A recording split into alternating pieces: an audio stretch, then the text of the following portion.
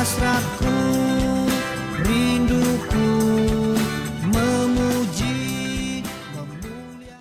Bapak Ibu yang terkasih di dalam Tuhan kita Yesus Kristus, berkenaan dengan makanan, ada satu pertanyaan pada saya, bolehkah kita memakan korban persembahan dari orang yang tidak seagama dengan kita atau dari agama lain? Ya, katakan misalnya saudara-saudara kita dari Muslim persembahkan persembahan hewan kurban, lalu dibagikan kepada kita, diberikan kepada kita. Bolehkah kita makan atau tidak? Nah, berkenaan dengan hal itu, saya akan membacakan satu bagian firman Tuhan kepada kita. Roma pasal 14 ayat yang pertama sampai dengan ayat yang ketiga. Demikian firman Tuhan. Terimalah orang yang lemah imannya tanpa mempercakapkan pendapatnya. Yang seorang yakin bahwa ia boleh makan segala jenis makanan, tetapi orang yang lemah imannya hanya makan sayur-sayuran saja. Siapa yang makan, janganlah menghina orang yang tidak makan, dan siapa yang tidak makan, janganlah menghakimi orang yang makan, sebab Allah telah menerima orang itu. Ya, dari bacaan yang barusan kita baca, kita sudah bisa mengetahui jawabannya. Jawaban yang saya berikan adalah boleh. Tetapi ini berlaku bagi orang-orang yang imannya kuat. Sebab di dalam bacaan yang barusan kita baca, bagi orang-orang yang lemah imannya, ada suatu hati nurani yang terganggu di dalam hidupnya, dikatakan orang itu imannya lemah dan dia tidak pantas memakan itu. Dia punya konsepsi bahwa dia tidak mau makan, maka kita pun harus menghargai orang itu.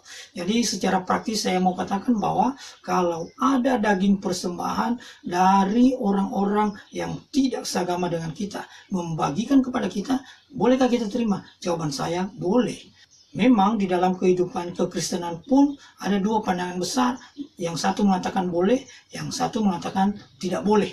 Jadi ketika saya melayani di salah satu gereja, supaya saya tidak boleh menerima itu, dia ajak saya pergi pas hari raya kurban dari agama lain. Nanti kalau hari raya itu kan dagingnya dibagi-bagi. Jadi dibagikan ke kami, supaya kami tidak menerima. Pemimpin saya mengajak saya harus pergi keluar dari rumah. Jadi saya sayang sekali sebenarnya itu ya. Sebenarnya daging persembahan itu tidak masalah. Sebab apa? Sebab firman Tuhan telah mengatakan boleh. Kita boleh memakan apapun, iman kita kuat. Bahkan kalau kita perhatikan di dalam 1 Korintus pasal yang ke-8 tentang makanan-makanan yang sudah dipersembahkan kepada berhala lalu dijual di pasar atau hal-hal lain yang sama dengan itu, dikatakan bahwa itu pun boleh dimakan. Paulus berkata boleh dimakan.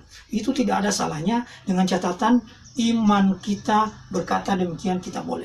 Iman kita tidak goncang, iman kita kuat, maka itu boleh dimakan. Paulus berkata semuanya halal di hadapan Allah. Semua boleh di hadapan Allah dengan catatan iman kita kuat.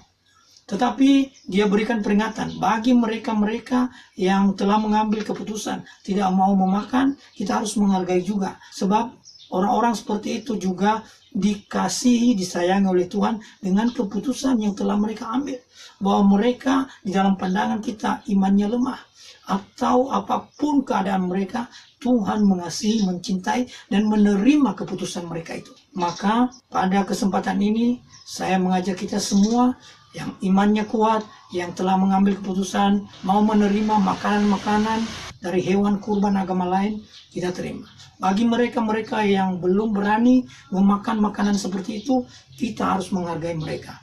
Maka kita pun memuji memuliakan Allah melalui makanan-makanan, melalui cara hidup kita dengan sesama kita.